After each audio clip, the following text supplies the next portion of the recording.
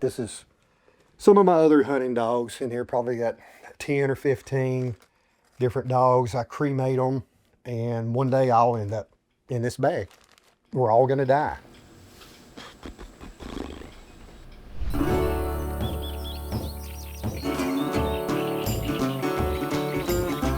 Good morning, everyone. I'm Kevin Murphy. I live in far western Kentucky. I'm going to show you my little piece of dirt this morning and all of my different things that I've collected through my lifetime. So let's go on down here.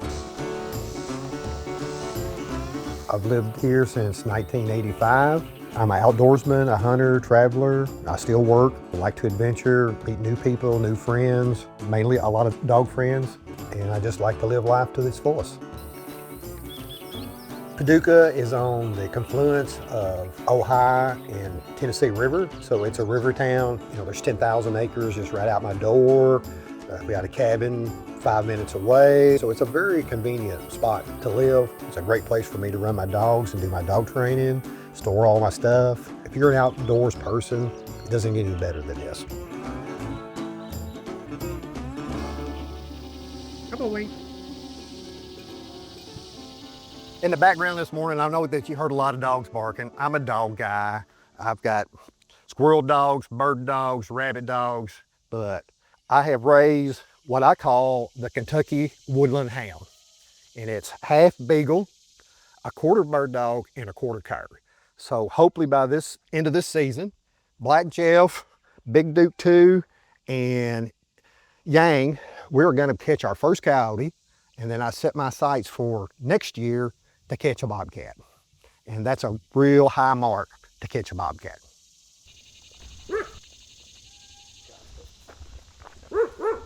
Here's one of my prized possessions that I accumulated probably, I think 2018. So I've had it 7 years. It's the 1980 International Scout, the last year that they built these things. I've had it 7 years, driving to Tennessee, Illinois. I wouldn't be afraid to take a road trip anywhere in this Scout. It's got adjustable camber in the front end, where the other ones were just straight axles, so you couldn't really set the toe in it. It's got square headlights, 304, 727 transmission, and lived all of its life outside. It's pretty good shape. We're gonna move on to another one of my favorite automobiles. Is my 1977 Scout. Is a Super Scout. I would say today there's probably less than 500 out on the road, and maybe even less than that. Let's head that away and see what else we can find before we run into the Scout.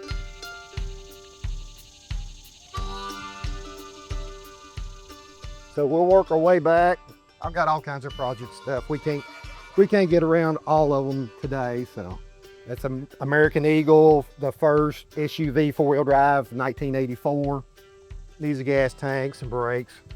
Just another project. Got my Honda Rally 300. This is my motor bicycle, 6 horsepower, engine that'll run 50 miles an hour. 30's about right, 50's pretty sketchy because you're just on bicycle tires and inner tubes. I've got my 1992 Louisiana P-Row that I had to trade my buddy Hambone out of. He got into collecting duck decoys and building duck decoys, and I had 2 vintage duck decoy books that he wanted really bad. And so this boat was up in his shed, had never used it. And so we made a trade, and I got it back, power washed it, painted it, and then we have a mutual friend that does sign painting, and this is what he come out with. So I named it the USS Hambone. And you can see at the other end, it's got the shark mouth on it. So it's one of a kind. This winter, I'll have my pack of either beagles, my swamp rabbit dogs, or my Kentucky woodland hounds. We're gonna be out catching critters in the backwater of Kentucky. So let's move on over to my other prized possession. Let me tell you about this shed. It's pretty unique that you'll probably never see another one. The main structure of it is a fiberglass barge cover. So I was able to salvage these from a local boat yard. The Tennessee River is 3.5 miles to the north of us. A lot of history, industry, recycling. So this shed is for my Reelfoot boat, El Camino that my son gave me for my birthday Christmas present because he wanted another Subaru that I had that I'm playing hardball with him, 65 CJ5, and another old runabout that my nephew gave me because he needed to get rid of it. So let's look at the Scout. So one of my most prized possessions in this shed is my 1977 Scout Safari. Come from the factory with fender flares, a soft top, a couple of skid plates underneath. Hasn't been started in probably 3 months. We're gonna see if she'll crank over and we'll listen to it hum.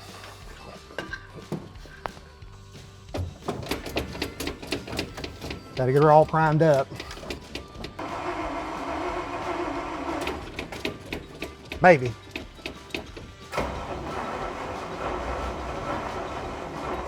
I've got lots of infrastructure to take care of, so I'm kind of behind. Not gonna happen. It's got 304 in it, 4-speed, got 37-inch tires. Factory wouldn't come out that way, but some young kid needs a Scout. I'll probably start, I've been accumulating boats, artifacts, history for 66 years, and it's probably a time in my life that I probably need to start dispersing some of these and nail it down to no more than 20 projects instead of 100 that I have out here. When Steve was out here in 2016, he gave me a D-. I've graduated to probably F- now. Doesn't worry me none because I'm out making adventures and I'm not organizing my junk. So have a bunch of kayak paddles, a bunch of kayaks. They were donated to the Jackson Purchase Foundation. I run a little 501c3. We've put 3 canoe launch sites on the Clarks River. We've planted 2,000 cypress trees. I've got another 2,000 ready for this year. So if you're bored on March the 7th, we're gonna try to get 2,000 cypress trees on the shore of Lake Barkley. And I do need lots of help. But this is things I've collected at trade day, various hoop nets, buffalo nets from commercial fishermen, my traps from when I was a kid hanging on the wall, Army, Vietnam era, shovels I bought when I was on a little trip. They were $5 a piece. Probably eBay, they're $7,500. Just things that I accumulated from job sites. Just different odds and ends. Some of it needs to be tossed, some of it needs to be sold.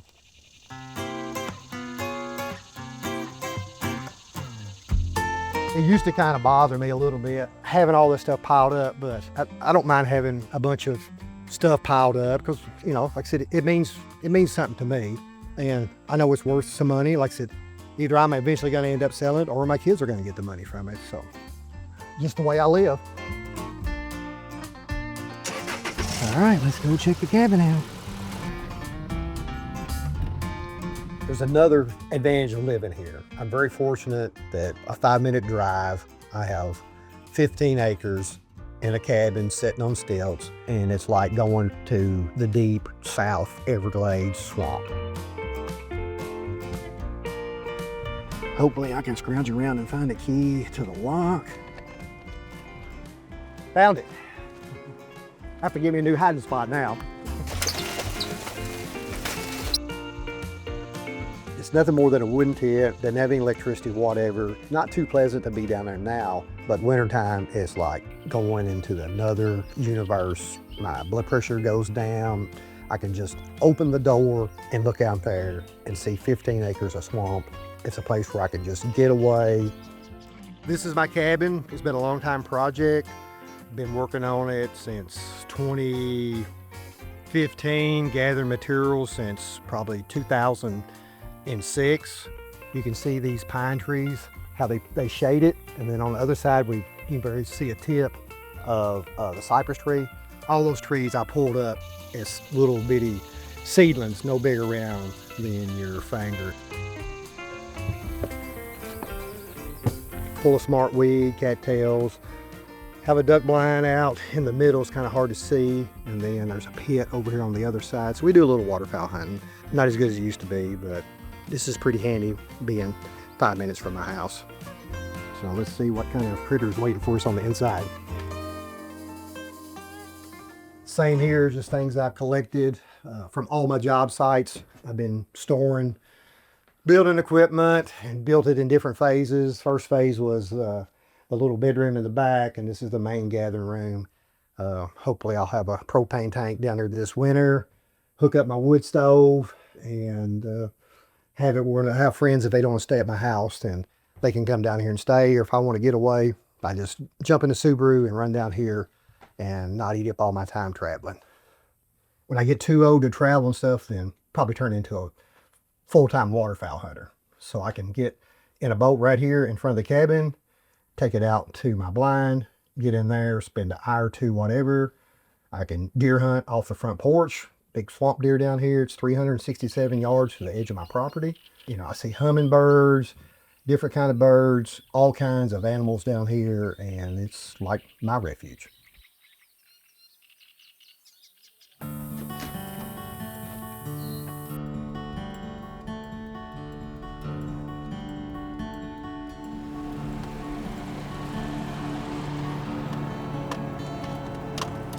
Here's a hunting vehicle that you won't see out doing any hunting in, maybe Walmart or somebody going to the doctor on, or on a bird watching expedition, but it's my Subaru Legacy Big Game Edition is what I've badged it up as.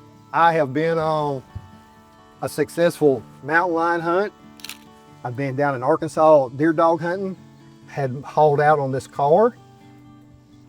A bear hunt. We got 4 bear one weekend in West Virginia.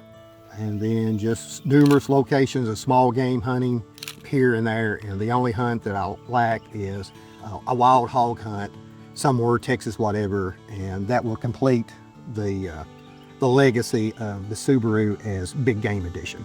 So it's just kind of like a trophy.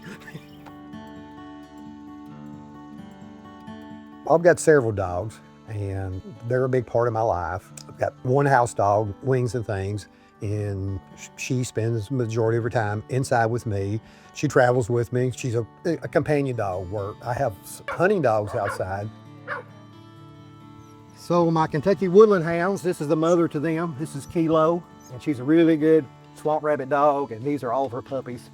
Yeah, I have 2 types of dogs. I have my bird dog that stays in the house, and she's pretty good about staying here. But my true hunting dogs, when you turn them loose, if I don't have GPS on them, they're gonna be gone. They may come back 3 days later. So my dogs mean to me is my way of my life. That some of my fondest memories, earliest memories of being out with a hunting dog with my dad. I had a beagle when I was a kid, just as a pet. And then I've always had an attachment to dogs, and now an attachment to people that have real hunting dogs. They're not interested in raising a bloodline or making money or saying my dog came from here.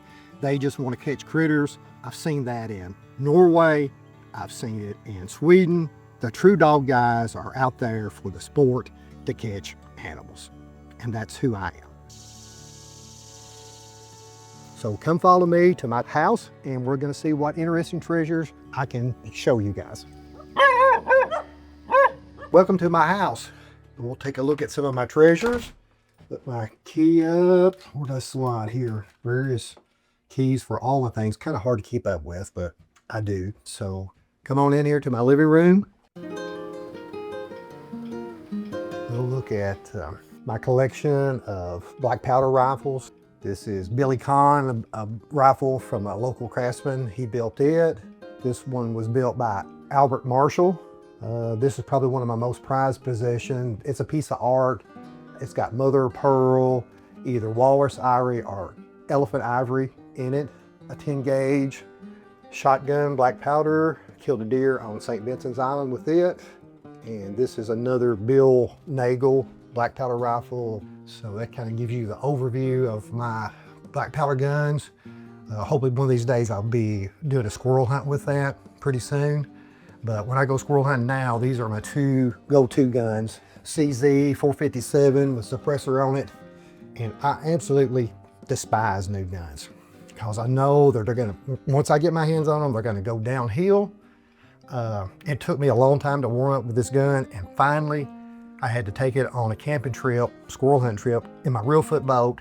So threw it down in the bottom of the boat, went camping for the weekend, and then it's been my go-to gun ever since then. I got the new Warl of it. I got this Taxel gun last year, and I'm still warming up to it. I've owned it less than a year. It's the ultimate in .22 automatics. Used it quite a bit. Was able to kill running snowshoe hare with it last September up on Drummond Island. And it's really a magnificent firearm. Probably one of the trips I had that epic in all sorts. I was over in Mongolia for 22 days and hunted with the eagle hunters and got to experience their lifestyle. The eagle hunter, Ardak, he was the best eagle hunter in all of Mongolia when I was over there in 2019. He made this hood for me for falconry, which don't have to worry about me. I'm never going to be a servant to a flying snake, and that's what a bird of prey is to me.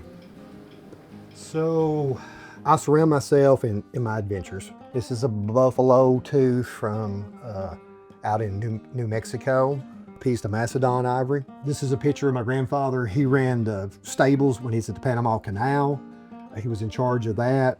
These are some buttons off of an Eskimo's rain jacket. This is from Costa Rica when I went on a fishing trip. A rock from South Africa, probably iron of some kind, has got a little weight to it. The things that I have, everything's got a story that means a lot to me personally. Where I can go walk by there and I see one of those pieces that I've picked up that I've collected through trips, maybe off the African plains, Mongolia, Norway, Sweden, Iceland. You know, it puts a smile on my face and it brings back that trip. You may have seen this guy before. He's been on the MeatEater show. Unfortunately, Butchie Badtoe didn't make it to 14 years old. He would have been 14 this summer, but I do have a litter of puppies that are outside. They're out of him, so his legacy is going to live on. He's going to go into my dog pouch over there. This is some of my other hunting dogs in here. Probably got 10 or 15 different dogs. I cremate them, and one day I'll end up in this bag. We're all going to die. So, you know, live every day like it's your last day. But like I said, I've just got different things from my adventures. I'm making up a 5-finger feast tonight, a Kentucky style, something I learned over in Mongolia and with some of my friends that I rabbit hunt with, and we're gonna have a big time tonight. When I took my trip to Mongolia, didn't really know what a 5-finger feast was. Saw it was a pretty simple meal, root crops, potatoes, onions, carrots, and then some type of meat.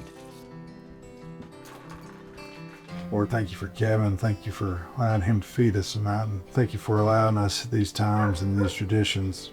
And may we have more of them in the future, Lord. All these things. We ask your praise. Amen. Amen.